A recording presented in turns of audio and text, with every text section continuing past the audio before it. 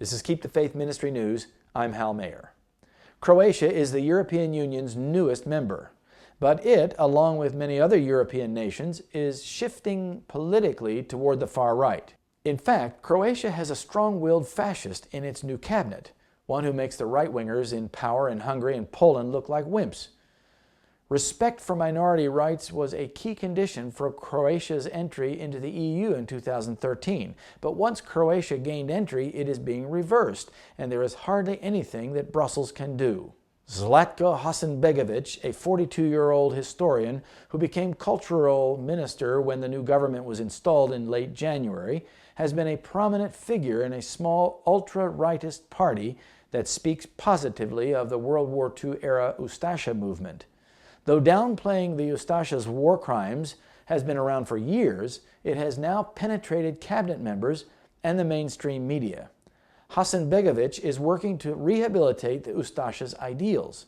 And similar to other rightist movements in many parts of Europe and Scandinavia, Croatia is restoring nationalism. While Hungary and Poland are eviscerating their state's democratic structures and erecting more autocratic forms of government, Croatian nationalists are waging a political culture war for now. But they are laying the groundwork for an eventual assault on Croatia's liberal democracy too. Hasanbegovic's philosophy is steeped in the bloody history of the Balkans, and it has disturbing implications today. The Ustasha movement, which came into power in the spring of 1941, became a puppet of the Third Reich. It was also closely allied to the powerful Roman Catholic Church, which supported the short-lived regime.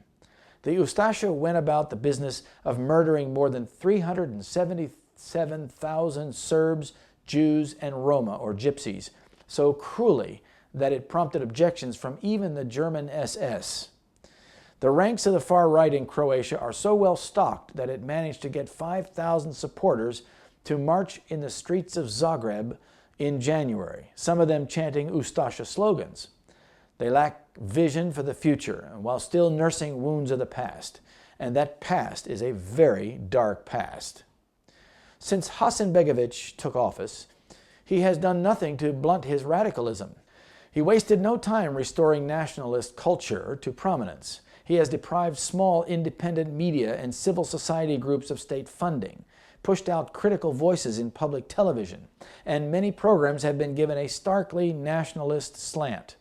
He has also praised the documentary film Jasenovac, The Truth. Jasenovac was a World War II concentration camp during Croatia's alliance with Nazi Germany in the 1940s. The film claims that Jasenovac was not a death camp, but merely a concentration camp, and that only between 20 and 40,000 victims perished there instead of the 100,000 that mainstream historians cite. Hasanbegovic has never given up his dream of a greater Croatia and claims that he never will. Zagreb is flexing its muscles in the region by blocking the path of its old foe Serbia into the EU by refusing to endorse the EU's otherwise unanimous recommendation to open talks with Serbia. Expect more trouble in the Balkans. A cooperation agreement between the traditionally very liberal philosophy faculty and the Catholic theological faculty prompted protests from students at Zagreb University because it was seen as an attempt to boost the influence of the church, which is considered a symbol of national identity.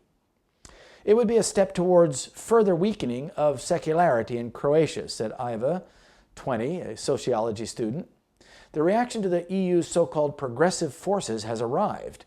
Nationalistic movements are now rising all over Europe. Croatia may not have enough clout to follow in the footsteps of the epidemic of nationalism in Hungary and Poland, but they are looking to the future. Poland and Croatia are strongly Roman Catholic countries. Hungary has a large Roman Catholic cross-section of its population. And what is likely to emerge in Croatia is a resurgent and fanatical Roman Catholic nationalism, which could lead to the persecution of non-Catholics. While globalism starts out progressive with optimistic ideals of unity and inclusiveness of all religions, cultures, and peoples under a single global government, maintaining that trajectory is difficult as old religious and cultural prejudices and hostilities undermine its sustainability. fanatical rulers can easily use globalized power structures to bring in the final one-world religion. And in her was found the blood of the prophets and of the saints and of all that were slain upon the earth. Revelation 18, verse 24. This is Keep the Faith Ministry News. Thank you for watching.